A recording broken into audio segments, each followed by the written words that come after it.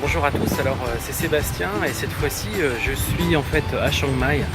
au temple Swan Dock, donc au Wat Swan Dock,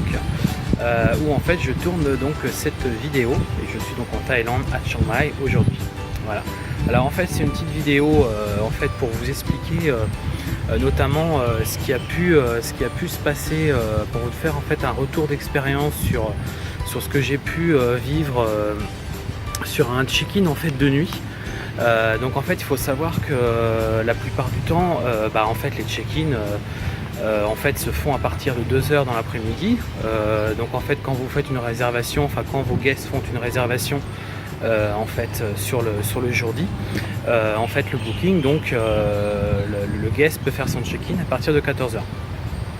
Sauf que en fait ça arrive de temps en temps, parfois en fait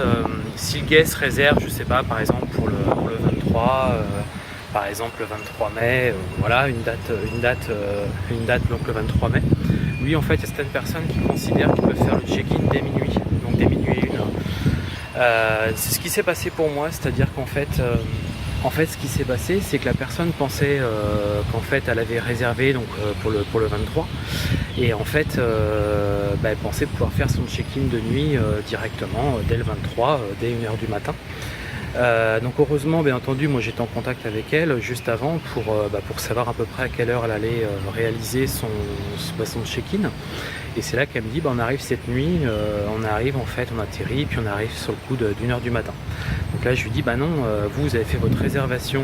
en fait effectivement pour cette date là, et le check-in est juste et uniquement à partir de 14 h. Je lui disais en fait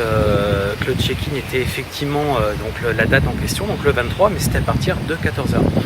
Donc en fait le gros coup de bol qu'elle a eu et que moi aussi j'ai eu, c'est qu'en fait la nuit précédente j'avais pas de guest, donc heureusement la maison était prête, et en fait du coup tout était prêt pour accueillir pour l'accueillir, donc par contre le lendemain, enfin à partir de 14 h. Donc du coup, c'est gros avantage aussi si vous êtes en self-check-in, c'est-à-dire que si tout est prêt pour l'accueil, en fait tout simplement vous lui dites écoutez, moi il n'y a pas de souci, vous pouvez venir cette nuit, par contre je vais vous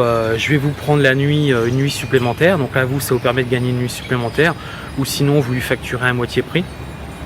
et du coup vous lui donnez effectivement le code. Donc moi c'est un système de locker en fait, où vous pouvez récupérer les clés à travers en fait un code que vous saisissez. Donc du coup je lui donnais le code, je lui donnais les instructions, etc. Et c'est ce qui lui a permis en fait de faire son check-in de nuit en fait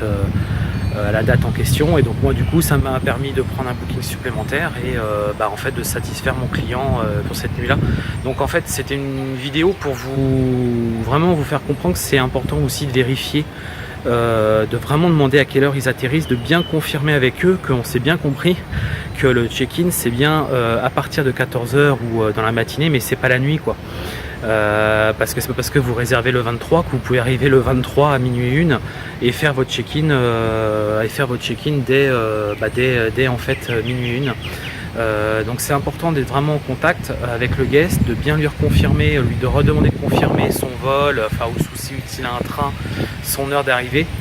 pour confirmer qu'il arrive bien à partir de 14 h. Et si c'est pas le cas, effectivement vite être réactif, parce que y a rien de plus désagréable que se retrouver en pleine nuit avec un guest qui sait pas où coucher et qui s'est trompé, et surtout que là on parle de maison où ils arrivent à 10 personnes, donc 10 personnes qui savent pas trop où se loger, c'est un peu compliqué. Et même si vous n'êtes pas un avion qui passe, je passe par là,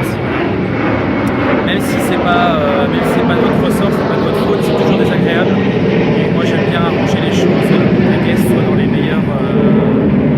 meilleures conditions pour séjourner en fait, pour séjourner dans ma maison. Voilà, donc retenez bien ça, restez vraiment en contact avec le guest et en permanence, vraiment confirmez avec lui son heure d'arrivée, le jour de l'arrivée,